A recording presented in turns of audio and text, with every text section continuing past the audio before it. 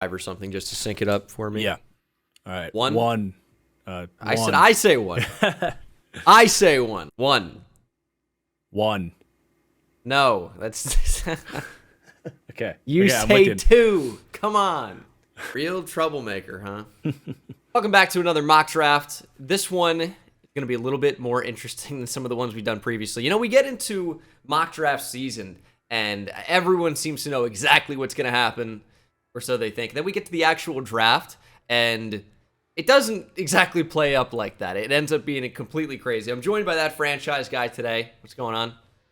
How's it going, Bengal? Thank you for having me. You know, your stupid Yankees just won back-to-back, and I was looking. We have not won a season series against the Yankees since the World Trade Centers were standing. So, you know, I'm glad to embrace the mayhem here and get my mind off of the Yankees. But that's I quite do a appreciate timeline you to having set. me on.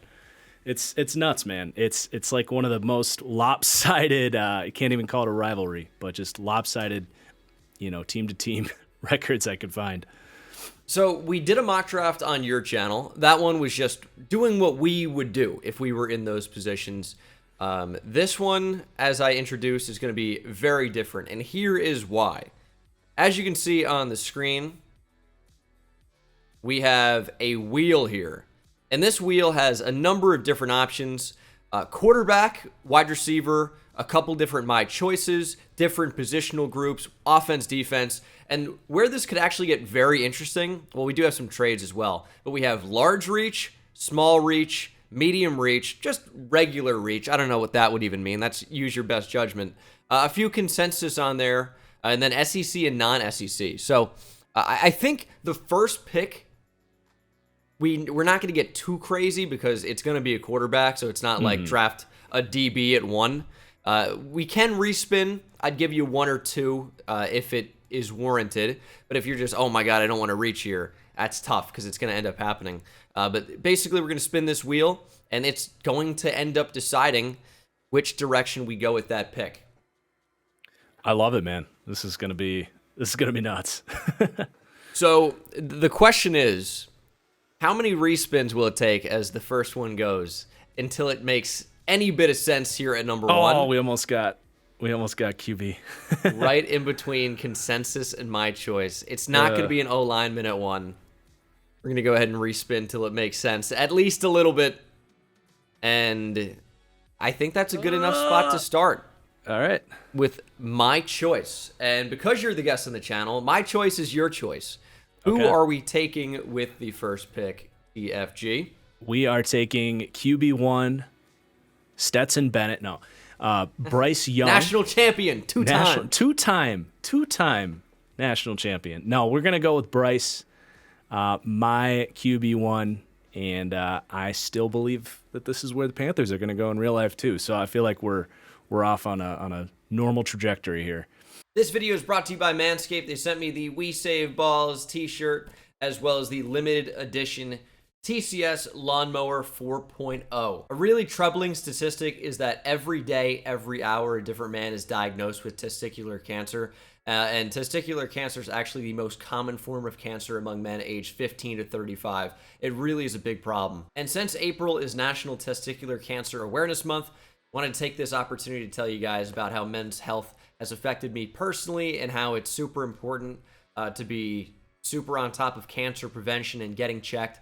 And even though not testicular cancer, my grandfather unfortunately passed away from cancer about half a decade ago. I've had family and friends, and I'm sure everyone has. It's pretty unbelievable how widespread cancer is. Everyone knows it's terrible, but yeah, you really got to stay on top of it. Get yourself checked out, and getting to it early is what is saving lives. So with men's health and hygiene in mind, Manscaped has partnered with the Testicular Cancer Society to help you take care of down there. Packaging is actually pretty remarkable on this.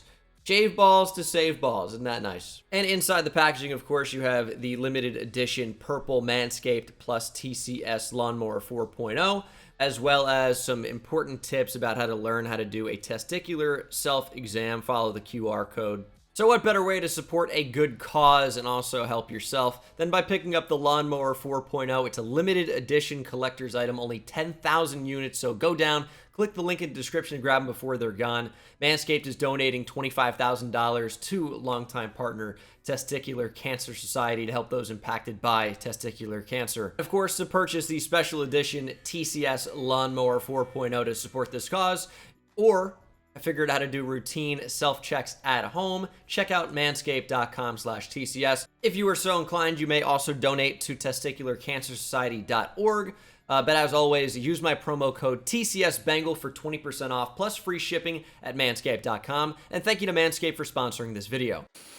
You know, I think that's probably where it goes as well. I think Steam is kind of building towards that being the pick. I could still see Stroud. I could still see something crazy happening, but I would be inclined to agree with you.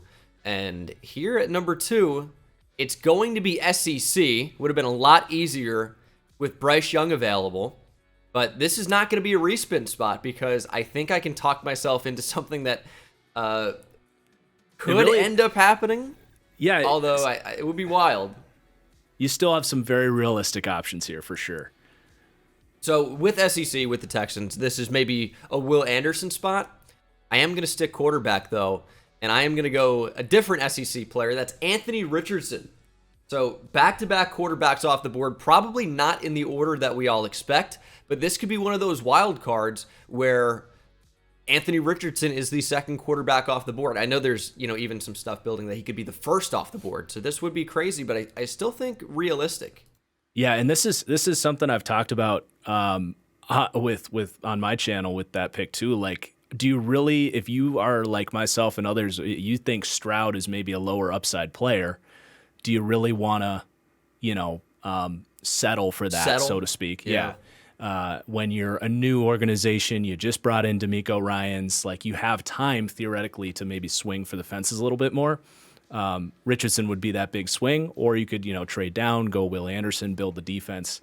I think that's going to be a really pivotal pick in 10 days for the draft? Yeah, we're getting so close. There's so much buildup, and it feels like there's no way it's actually finally here. I know. And this is starting out somewhat realistically, I would say. We have a trade here at number 3 for you, and I think this is maybe the most obvious trade spot in the draft right now. It doesn't mean the Cardinals will do it, but this is definitely extremely believable so far. Who are you going to have trade up? Can be anybody.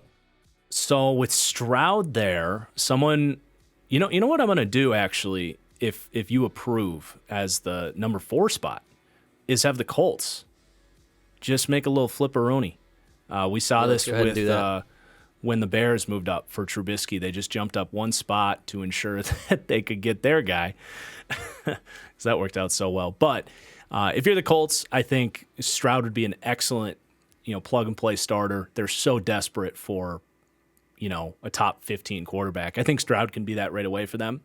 And the Cardinals definitely have a good case when you get on the phone and say, hey, we're going to trade this to someone else unless you want to give us, a pair of mid-round picks or whatever it would be. Yeah, absolutely. I mean, we've seen in the past that it does take quite a bit to move up for a quarterback, even just a couple of spots or one spot in the case of the Bears. So I could easily still see this being, number 4 and a round 1 pick. Next year, it's kind of tough to speculate with this year's class, but we are going to go ahead and swap that, and you're going to say C.J. Stroud at number 3 here to Indianapolis? Yep.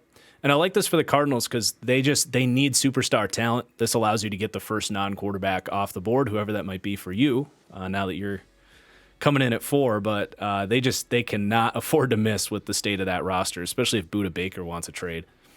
Yeah, definitely agree. And I think the interesting thing is that a lot of the fans don't love, why would we trade up one spot? That guy will just be available at that next pick. But obviously it's not how it works when you're worried about other teams. You see it all the time. And how is this working out so well? This is crazy. This is nuts. This is boring at this point. Give me a large reach. I'm just going to go, edge is part of the defensive line. Yep. Will Anderson Jr., this was supposed to be absolute chaos, and it's just like a pretty lukewarm consensus draft. Yeah, I think people will like this though, that it's at least starting a little normal, because that's usually how draft night goes. It starts a little bit chalk and then it just gets nuts. So this can't continue for 31 picks, I don't think. Absolutely. And we might have our first curveball. Oh! Nope, we don't. We don't. All right. Oh my gosh, I'm looking at this on my phone, so I'm like, this is hard to see. I thought I was gonna get the curveball, but okay, my Nearly. choice at 5. You know, I'm a little bit skeptical about Jalen Carter. I do think it's a good culture for Seattle. With, Pete Carroll, I think is pretty good with maybe some characters that have strayed off the beaten path a little bit. I'm going to go with Jalen Carter here. I think the risk is worth the reward. This is the pick you got kind of for free with the Russell Wilson trade. We're gonna swing for the fences for a pass rush that so desperately needs help. Yeah, absolutely viable. He is one of the better players, if not the best in this class, depending on who you ask. Mm-hmm. And this one is going to stay in an interesting spot with consensus here. But the question becomes, what is the consensus pick for the Lions? Probably corner at this point. Yeah. I think probably either Witherspoon or Gonzalez, you could say, is the consensus DB. I know consensus, you think, one guy, but I honestly think it's a coin flip. I know you're bigger on Witherspoon, whereas I'm slightly bigger on Gonzalez, but they're both very, very good. I think I will go with the 7th ranked player here on the PFF big board with the undersized but extremely ferocious Devin Witherspoon. A very, very fun player. He was someone I was happy to get to really early in the process, and this guy is unbelievable. So, the Lions who traded Jeff Okudah and already don't have a ton of cornerback depth, even with the signings of Cam Sutton and the 1-year deal for Emmanuel Mosley. I think they're going to take a corner either at number 6, or as we'll see later, number 18. I like it. All right, here we go. All right, Give me a large reach for that franchise guy. Oh, we're getting one. Is it just going to be It's going to be medium reach. Okay, so John you're gonna have to Gruden go back down in a the few building. spots here. Are Mayock and Gruden back in control in Las Who's Vegas? the best? This is a Miles Murphy spot, clearly, or Brian Brzee. So we're reaching down maybe to someone that I would see in that 18 to 22 range, maybe. I would say something like that. Yeah, go down outside of the perceived top 10 to 12 or 13, 14, 15. Okay. Yeah. What about can I do Kalijah Kancey? Does that count? Yeah, I would say so. You see people thinking that he could go as early as number 10 maybe to Philadelphia, but for a team that needs pass rush on the interior especially, I definitely like the chaos. Yeah, I think that's an adequate amount of chaos. That's not going to say I could see it happening, but it's not the most but it insane definitely thing ever. It definitely falls in line with the theme, and that's what we're trying to do here. It's been within the realm of possibility up to this point. I still think that is somewhat within the realm of possibility, even though it would be a huge shock. But those do happen at times. Yep. And Kancey, by the way, is absolutely insane. Every time I keep coming back to a Pittsburgh game, it's just my eyes just keep gravitating towards him. And it is, as long as, the thing with Kancey is you'll know right away if that size is going to translate to the next level, because he is just so polished and so dominant. Yeah, I mean, he is. He's one of the faster interior pass rushers I've probably ever seen. And that's saying something, because there have been some really good ones over the past few years, but he is he's undersized, but he makes up for it with his athleticism and explosiveness. The agility. This one feels pretty reasonable. Again, we have a trade spot, and I'm looking at number 11 with Tennessee, and with Will Levis on the board, I think this could be Tennessee moving up for a quarterback. Yeah, so I like that a lot. I think we're going to go ahead and pencil that one in. Just for the sake of time, not going to work out exactly what the trade details could be. But we'll do Tennessee's number 11. We'll do a second next year. Could end up being more. You never know.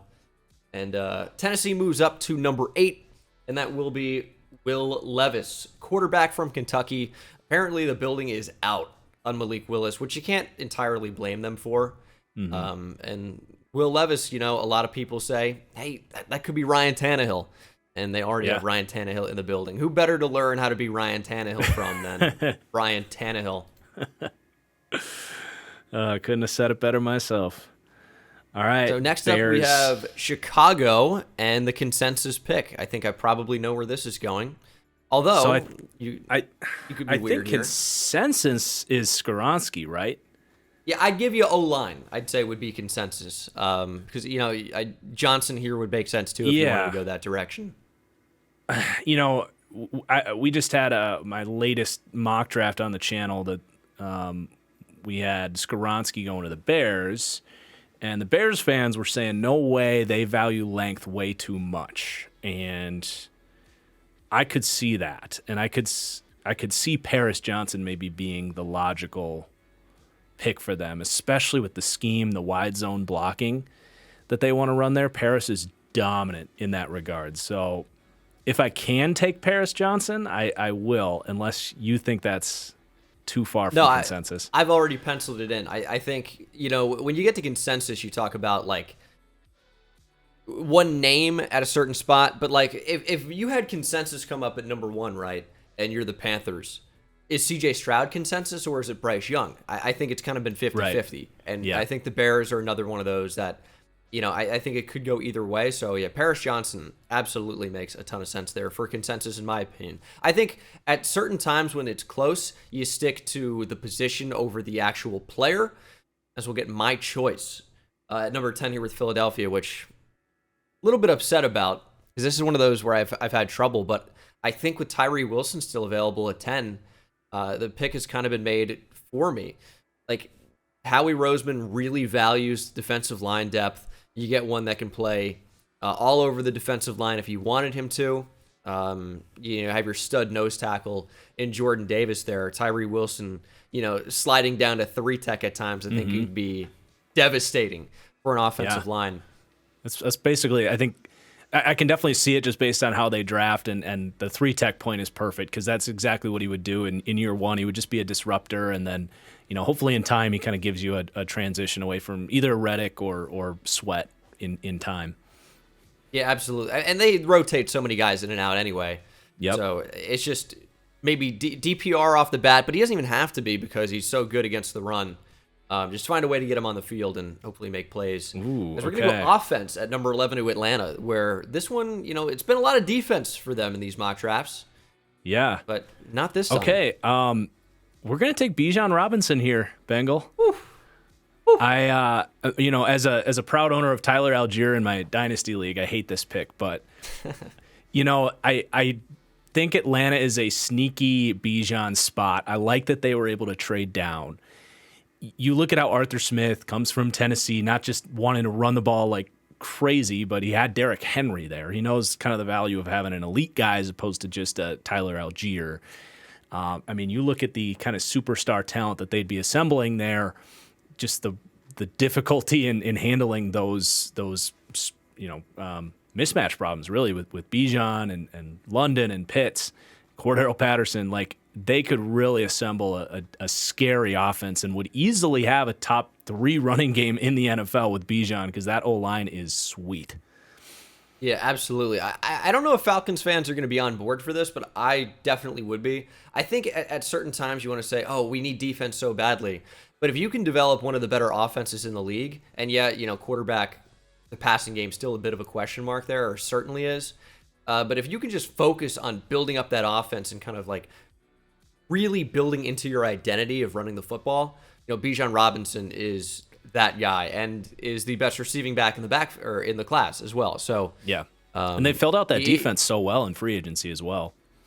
Yeah, I still think the defensive line is for sure a bit of a ways away. Mm-hmm. But yeah, getting Okudah is at least a nice piece. Jesse Bates, obviously, with like the biggest safety contract ever. As we'll do consensus at this number 12 spot. I don't even know who consensus would be for Houston. I feel like it's gone in so many different ways. Could be JSN here. Maybe Gonzalez. I don't know if there is one consensus. Put Gonzalez opposite of Stingley, maybe. I don't even know that I've seen that. I'm trying to do something that we've seen with consensus here, but I feel like it's split all over the board. You know, sometimes it's a pass rusher, sometimes it's a pass catcher to team up with the quarterback. This one's definitely tough. You could really go in a lot of directions here. Yeah, I think I am just going to go JSN.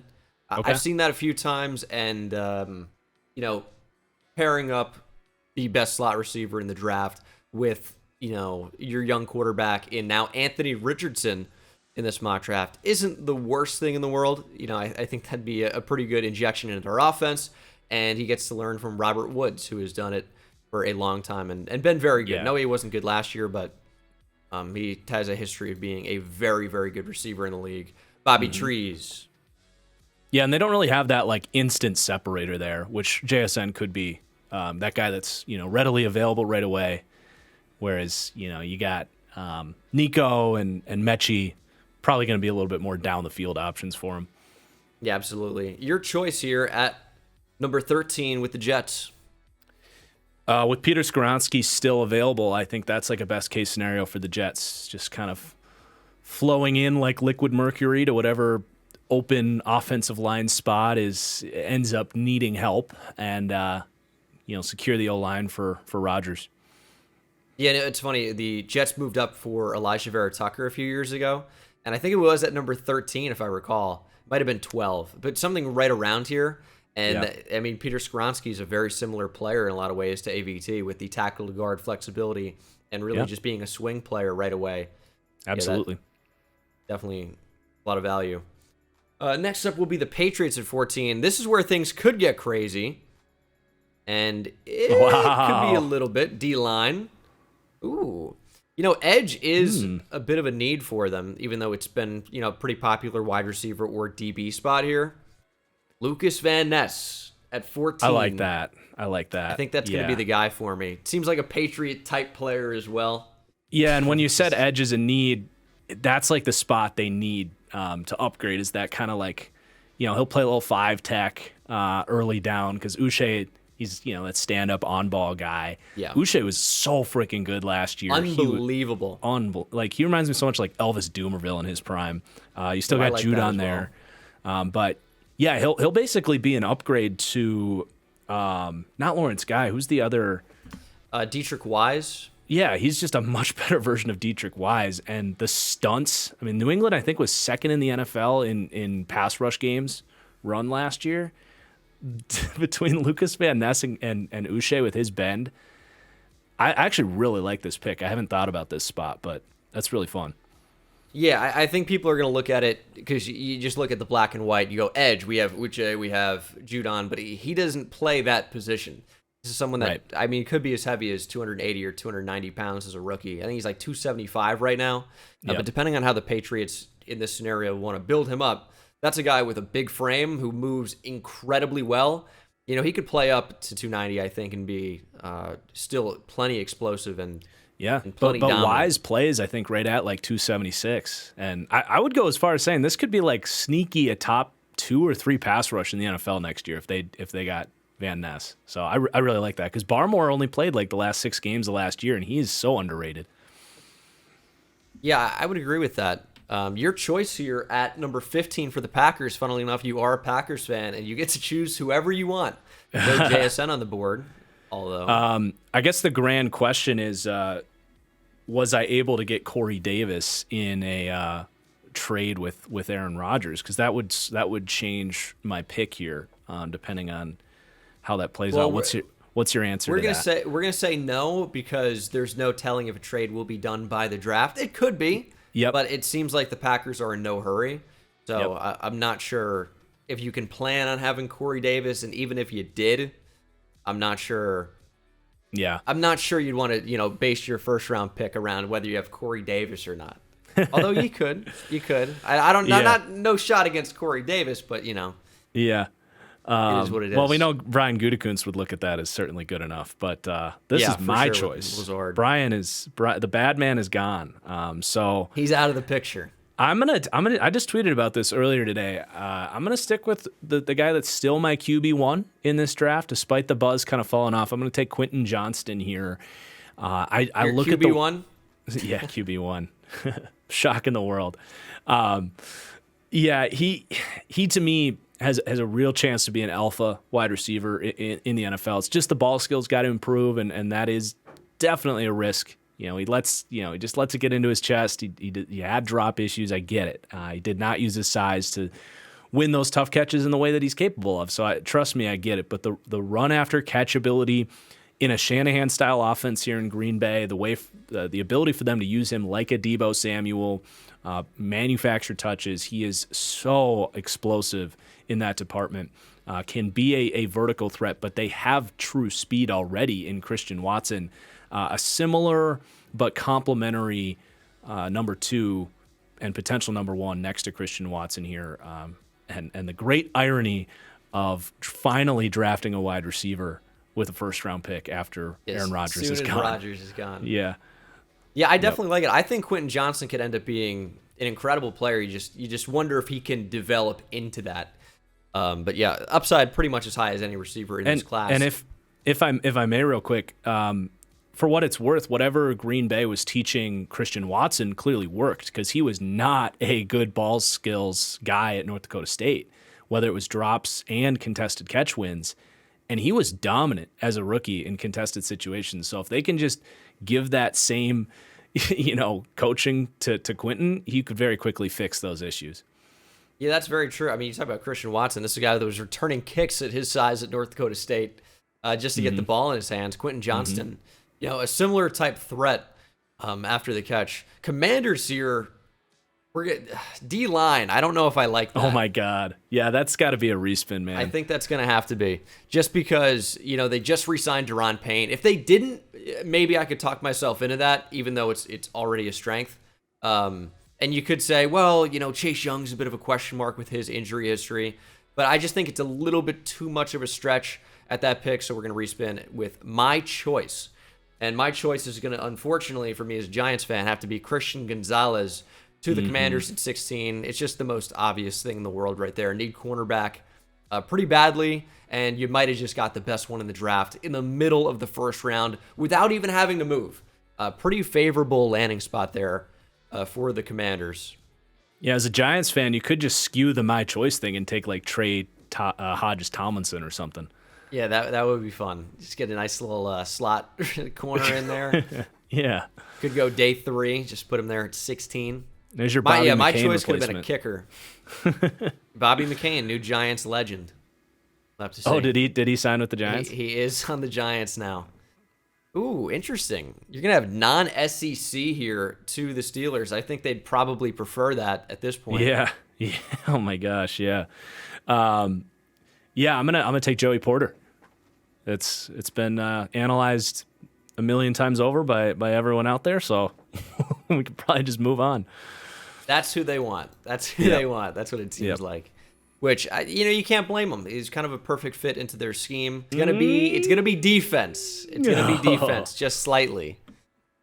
So that's very interesting. Probably not Brian Branch. We had an interesting thing a second ago, just talking about the depth the Lions have on defense now with Kirby Joseph and Tracy Walker, and they got Chauncey Gardner-Johnson for a year. But their defensive line, and honestly, I think this could be like a shock linebacker spot. I honestly wish I got Reach as an option, just because that'd be a little bit crazy. But feels like every year in that like 18 to 25 range, there's a big linebacker Reach. You get Leighton Vander Esch, Quay Walker. Feels like that happens every year. Yeah, I mean, Jordan Brooks, I think, was 26th to the Seahawks. I think I'm going to end up going edge here, just with the talent available. Nolan Smith, Miles Murphy. Yeah. I'm curious if you would take who I would take. I'm going to have to go Miles Murphy here, and it's just because they kind of have a DPR type guy already in James Houston. And Miles Murphy is significantly bigger. You have Aiden Hutchinson, and then you have like 2 like true potential edge setters on the outside. If you want to just rotate Hutchinson and Murphy, and then bring in James Houston when you want to, and you have Pascal in there as well. I think you'd be building a pretty good edge group, and that's so valuable in today's NFL. Who would you have taken? I would have gone. I say this, but I mean, Brian Brzee is a guy I have a really good feeling about. But I would probably either go Brzee or Nolan Smith, just because I have such a higher grade on Nolan than I do Miles Murphy. I think I agree with what you said about the fit, so I get that, but I just think I feel a lot better walking out of the 18th pick with who I feel Nolan Smith is. Yeah, I think that's certainly fair. I mean, we talked about Brian Brzee on your channel quite a bit. I am a massive fan of him, but Miles Murphy was the pick on this occasion. Bucks up next.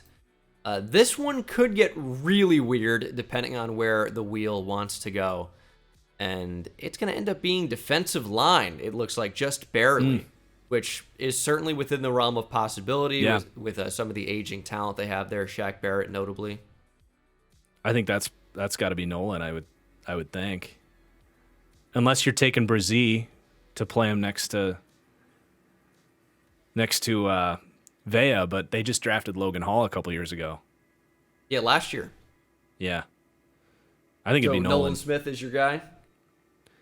Yeah. Yeah, I think that's fair. I mean, Joe Tryon-Shoyinka, we still have yet to really see him put it all together. Well, maybe he will in 2023. We'll see. Yeah. Yeah, this is a pick I've found myself making a lot. Linebacker could have been interesting. I know it was D-line, so you didn't have the option to, but with Devin White supposedly requesting a trade, even though the Bucks are like, no, that could be interesting. And Levante David, too. I think, back on a 1-year deal, is it? Yeah, I can't remember if it was one or two, but feels like Something he's small. 40 years old at this point, even though he's still playing at a high level. Absolutely. Ooh, finally something wild. Why are the reaches the teams that actually reach? Oh, my goodness. That's hilarious. Exactly who would do it. Yeah. Seattle Seahawks at 20. Well, we got to scroll way down here. I think do you reach this would on be Julius like a classic linebacker spot. I don't know that they're not really like a corner round 1 team. Right. You know, I think the large reach, I could make it easy for myself and do Osiris Torrance since he's ranked at 36 here. I don't think that's large enough. I think you got to go larger. See, that's the thing. I think almost like Tuli Pulotu would be kind of in the large reach realm. I would allow Steve Avila if you wanted to stick the you said Torrance earlier, right? I did mention him. You know what I think I could do as well, and I'm going to for the sake of chaos, is your guy, and everyone's guy in terms of being an athlete, Adetomiwa Adebawore. Okay. So I'm penciling that in. Jalen Carter was your 5th pick, if I recall. Yes. So we get someone who is like, you know, your hybrid outside-inside guy. I prefer him on the inside. At 280 or so pounds. And I think that even with bringing in Draymond Jones, Jaron Reed, like Adetomiwa Adebawore could be your Draymond Jones type understudy and just, you know, rotate him in and out. You have Jalen Carter on the inside. I think you're building a like fearsome big defensive line there. Adebawore is fun. This would be weird. And if you wanted to go like big package on the D line, like Adebawore could definitely go in there on the edge. And then you'd have across like Adebawore, Draymond Jones, Jaron Reed, Jalen Carter on the front, and then maybe you have like if you're developing Mafe, he can come in off the edge at times. Obviously, I think Nwosu's still there and very good. That would fit like a sick 5-man front. Yeah, that would be. If I like we're gonna go big reach here. Definitely intriguing. It's just crazy enough that it could be a John Schneider pick. Yeah, I mean, we've seen the large reaches from them before. I mean, I was absolutely floored when LJ Collier went off the board. Do we get back-to-back? Unbelievable. Yes. Back-to-back large reach. For the Chargers. All right. Ooh. I know one that would Is Hyatt fit here. A big enough reach? That's exactly who I was thinking about. I would allow it. I mean, I've got him as a 2nd to a 3rd round player, so let's take Hyatt, because this is like one of those spots that we all kind of, even the people that are lower on Hyatt know, like if he went to the Chargers, like, yeah, that's going to work. That's going to play. So if they took him a little bit earlier just to get their deep threat, I think that'll work. They need speed at the position. And Tom Telesco, I mean, when's the last time he drafted a sub 6 foot receiver? I don't think we've seen it. So Hyatt checks off a lot of boxes there. Yeah. I think he's 6 foot, maybe 6.5, and can absolutely fly. Yeah. Ooh, that was fun. Back-to-back large reaches. I've been waiting for one of those. I feel like it's mainly been pretty vanilla at some point. No way we're going to get a third in a row. Let's go. This is that spark of energy on when you're doing the live stream and you're starting to hit a lull. The draft starts to get nuts, and you just you back invested. So the Vikes. 3 in a row. Ravens at 22. Or Ravens, yep. So this one, how interesting do we get here? Now, I think reaching on a corner could certainly feel like it makes sense. I think, we're talking about large reach, but I think like Tank Dell is outside of the realm of possibility in any sense. Yeah. How do you feel about Josh Downs at this spot? Is that a large enough reach? Depends how you feel about Duvernay, because they're a little bit. Hook 'em. I like it, but they're different players. Duvernay is an outside speed guy, whereas Josh Downs is the slot eater. And you bring in Odell, he could probably move in and out of the slot, but he's not the slot guy. I know everyone is out on James Prochet in Baltimore. I was reading a comment section the other day. They do not like him at all. Yeah. No, he's. Can I? I have an interesting suggestion. Yeah, throw it out. How about Mike? It's Mike McDaniel, right? The defensive coordinator, or it's another McDaniel. Who was at Michigan? I can't remember his name. What about DJ Turner, your dude? Yeah, that could actually make sense too. Reunite him with his defensive coordinator. Yeah, you know what? You've talked me into it, because that I think kind of falls along those lines of a large reach. Although I really do think DJ Turner could get into the first round. Like, I know that sounds crazy, but the tape is good. He's a really good athlete. Yeah, he's undersized. That's the big knock on him. And the run defense is not going to be, comparable to some of the other top corners in the class. But I don't know that it has to be. I think that's kind of the most overrated trait that a corner can have, is when you're talking up how good their run D is. It's like, if they're locked down in coverage, that's kind of more what I care about. Like, you gotta be able to tackle a little bit, but like, and this is gonna sound like a huge stretch, but it's just the idea, the principle here is that Deion Sanders was the worst run defense corner of all time, and we talk about him like the best cornerback of all time. So for sure. If you are good enough in coverage, it doesn't matter. But it's it is. He's not Deion Sanders. I want to make that known. But Deion Sanders, legendary Raven. So DJ Turner is the next one. All right, we're getting back to a little dose of reality here with consensus. Who would that be for Minnesota? Probably a corner? I think it'd be Banks. Deontay Banks is still there. Yeah. Would have loved to get Banks if I was Maryland, but I couldn't. Or would have loved for you to get him. And I said Maryland because it's Baltimore. But that's true. Yep. Yeah, the 3 large reaches in a row are crazy. There's only one on the board, and we didn't see it for 20 picks, and then 3 in a row. Ooh. It's nuts. Wide receiver to the Jaguars. All right, that's a little bit funky. I'm gonna keep that though, just because it could end up happening. Calvin Ridley, I do like that he's gonna be an influx into that offense, but Christian Kirk is okay. Zay Jones is okay. Like, you could get another one in there if you really wanted to, even though I probably would have preferred to see tight end. But we have to work with that receiver here. Zay Flowers, Jordan Addison, Downs. Yeah, it's going to be one of those top 2 for me. Addison is like, maybe your Calvin Ridley type. So there's something there. I'm going to go Zay Flowers in the slot. And, get 2 Zays in one offense. How will defenses even handle that? I don't know. Yeah, that's a weird one. That's a fun group. Yeah. Yeah, but, if you wanted to run out 4 receivers, you could do it. Offense for the Giants. All right, I'm picking for your G-men. It is true.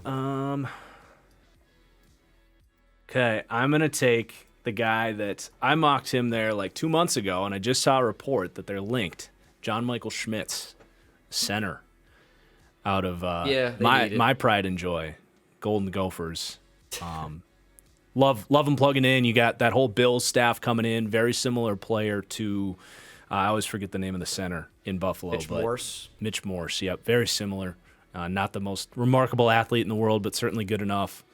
Wrestling background, or at least he plays like he does. He plays like such a wrestler in the trenches. I just assume that he wrestled at some point in his career, just understands leverage he's from so well. Minnesota, probably. Yeah. Probably did. Yeah. Or he went to Minnesota. I can't say from.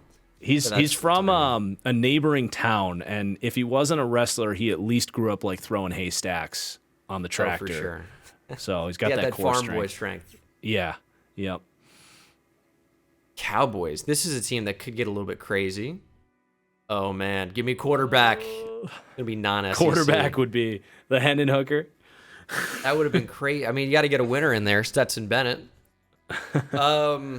Non-SEC. Well, I've got Dalton Kincaid here, and they're like, we have good enough tight ends, but it's like, do you though? Like, Jake Ferguson's okay.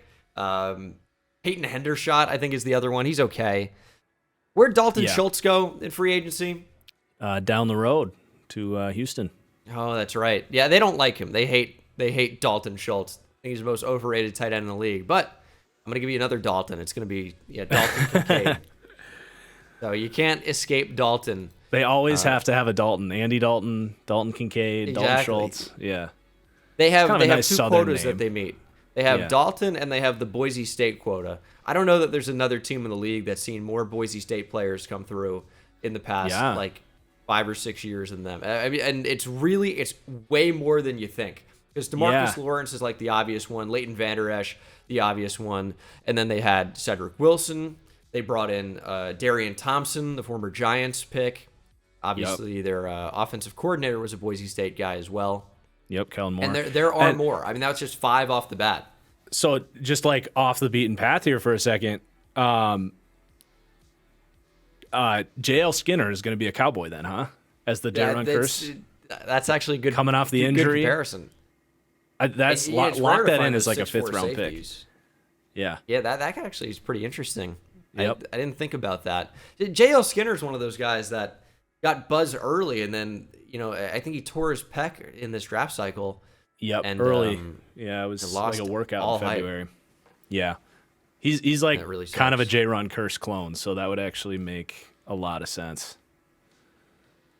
Yeah, that would be interesting. And yeah, I mean, we've put it out there at this point, or you've put it out there at least. Ooh. Wide receiver to the Bills. I think that's within the realm of possibility as well. Yeah. Obviously, you might prefer offensive line or DB, like safety, but receiver, they need more talent for sure at the position. I could see Jordan Addison there as a number 2. My comp for him is mini Stephon Diggs, so I don't see him ever being nearly the player Stephon is, but stylistically it fit right in. Can play in the slot. You never know. Yep. I mean, Stephon Diggs, ended up being a 6th round pick, right? 6th round, I want to say. Yeah. So I mean, he was weird. some of those guys can just end up developing. Even though it's weird, Stephon Diggs was a top recruit as well. Yeah, he Went never to should have Maryland. fallen as far as he did. Yeah. D-line. Well, Brian Another guy Brzezic's like that kinda in standing this at me. draft, by the way, out of Maryland. Yeah. Raheem Jarrett. They've even too. Yeah, Jarrett is more like Diggs, but Dante Demas, he had a little bit of hype as well at one point. I'm just gonna go Brian Brzee here. For Bengals need the interior Bengals. defensive line, and Brian Brzee is just there. I mean, I'm not really gonna say too much more about it. I think that just makes perfect sense if we have to be forced in D-line at that pick. Yeah, I they like especially Brian need Brzee a some lot. pass rush help on the interior. For sure. I mean, love DJ Reader, but he's just not that guy in terms of being a pass rusher. Yeah. Your choice for the Saints, and I'm glad it's not mine. This is a team I've struggled with Oh, man. basically the Yeah, they're entire draft tough. cycle as well. They're tough. It's the Eagles have bothered me. The Bucks and the Saints have really been like the 3 teams I don't like. Because I just do what I think they're going to do, and then I get shit for it. We don't need edge, but you're going to take one anyway. I don't know what to tell you. Anyway, your choice here for the Saints at 29. I'm glad you bought me some time because this is really, really tough. The D-line, this has been a heavy D-line mock. You could consider tackle even, and then like kick Trevor Penning to guard. Darnell Wright there, Broderick Jones there, Anton Harrison. I feel like you're just asking for another 7 years of Andres Pete if you do that, though. Andres Pete's a beast. Don't hate. He earned that second contract. Gross. Yeah, I think every time we do a Madden rebuild, my first order of business is getting rid of Andres Pete. Man, I think I'm going to take Michael Mayer. BPA sort of thing? Yeah, I just kind of, he's BPA, need-wise. It could be an interesting Branch linebacker spot, with Davis not getting any younger. Yeah, Brian Branch. I was kind of thinking about DB. Did you already lock in Mayer for me? I did lock in Mayer. Let's go Mayer. I think it's a sound pick. It's a solid B. He's just really good. That's the thing. I think it just depends what you want at the position. If you prefer Michael Mayer, like he's like the security blanket. I'm sure he's gonna have a 10-year NFL career. I bet on him, as much as anybody in this draft. But Dalton Kincaid is just a better vertical threat, plain and simple. It just depends on what you prefer. Yep. Eagles up again for me here. Let's get chaos. Let's Give me get some something chaos. crazy. I think it's going to be non-SEC. No, SEC. Oh, wait. SEC. Oh, wow, All right on the border. Okay. I It mean, was very close. there's a pretty easy pick for you if you go that route. Yeah. So Brian Branch is the one that obviously stands out. Yep. But could also go offensive line and prepare for the future, which I think is definitely an option they might consider. Not only is Darnell Wright there, but Broderick Jones is there. And I think, given the board, I would bet money that Philly would take Broderick Jones in this spot. I really would. I agree. But I am going to go Brian Branch. Really? Lose Chauncey Gardner-Johnson. I think Branch is one of the best players in this entire draft. And the versatility that Chauncey Gardner-Johnson gave the Eagles last year, I think is a big reason why they were able to go all the way through, to the Super Bowl. Obviously, there are other parts of that. It's not just like Chauncey Gardner-Johnson is the missing Super Bowl piece. But getting Brian Branch and having the instant replacement, I think is pretty valuable at 30. Would Howie do it? I don't know. I think he would go Broderick Jones here. But yeah, it's more of a what you would do versus what he would do, I guess. It's my draft here. Yeah. And I'm going to take heat from Philly fans either way. Might as well go with my guy here and give them. You're just scared of what that D line would do to your Giants or that O line if they took Broderick there. I know what would happen already. I've been seeing it for years. All right, and to round let's things get a out, respin here, Bengal. Let's get something you crazy. don't want consensus? No. Just like Felix Onyedika, Uzomah, Will Let's get something fun. Quarterback. Ooh, small reach. Perfect. It's a good way to end it. All right. Small reach.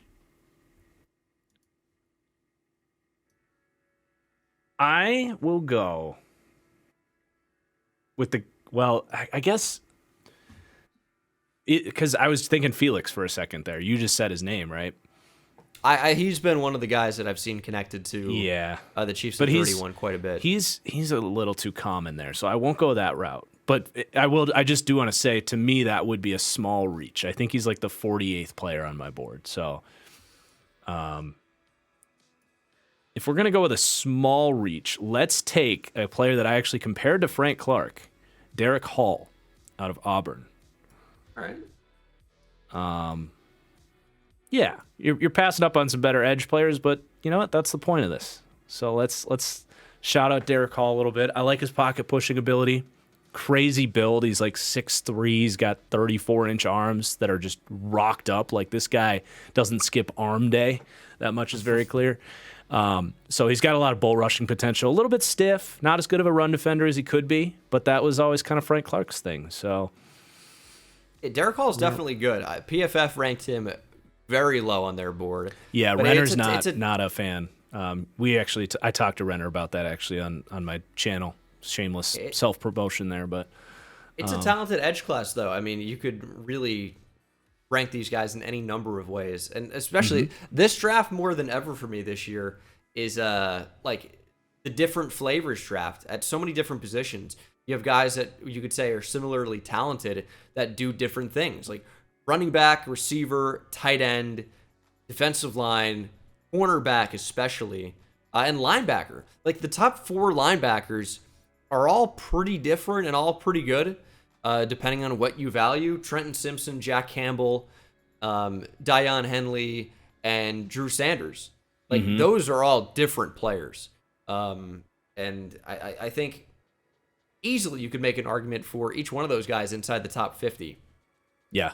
But yeah, thank you so much for joining me on the channel today. If you guys are watching this and enjoyed the video, make sure to check him out. Link is down in the description.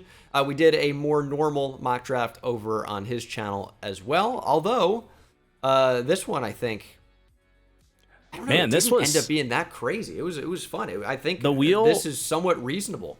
The wheel really did us a favor on this one. It provided enough craziness that it's still realistic. Which is that's exactly what you want. If you could have picked in advance. I mean, this is not unreasonable.